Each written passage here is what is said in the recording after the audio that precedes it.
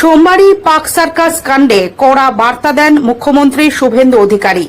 তিনি স্পষ্ট জানিয়ে দেন, পুলিশের গায়ে হাত তোলা কোনোভাবেই বরদাস্ত করা হবে না। এর কিছুক্ষণের মধ্যেই পাক সার্কাস অশান্তির মূল অভিযুক্ত ফরিদুল ইসলামকে গ্রেফতার করে পুলিশ।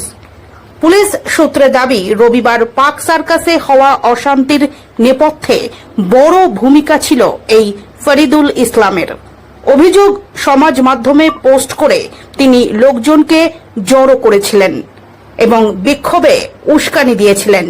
সিসিটিভি ফুটেজ খতিয়ে দেখার পরেই অভিযুক্তকে গ্রেফতার করা হয়।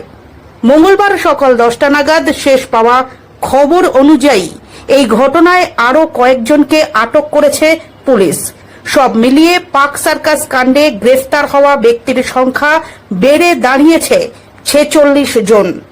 জানা গিয়েছে, বুলডোজার অ্যাকশন সহ একাধিক ইস্যুর প্রতিবাদে রবিবার দুপুরে একদল বিক্ষোভকারী পাক সার্কাস এলাকায় জমায়েত হয়। পরিস্থিতি দ্রুত উত্তপ্ত হয়ে ওঠে। বিক্ষোভকারীদের একাংশ পুলিশের উদ্দেশ্যে ইট ছুঁড়তে শুরু করে। ভাঙচুর চালানো হয় পুলিশ ও কেন্দ্রীয় বাহিনীর গাড়িতেও। মুহূর্তের মধ্যে কার্যত রণক্ষেত্রের চেহারা নেয় গোটা পাক সার্কাস চত্বর। পাথরের আঘাতে কমপক্ষে 3 জন পুলিশকর্মী সেদিন আহত হন।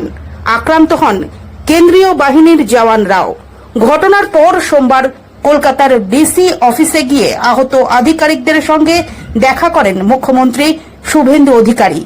পাশাপাশি তিনি আইন শৃঙ্খলা রক্ষায় কড়া পদক্ষেপেরও বার্তা দেন।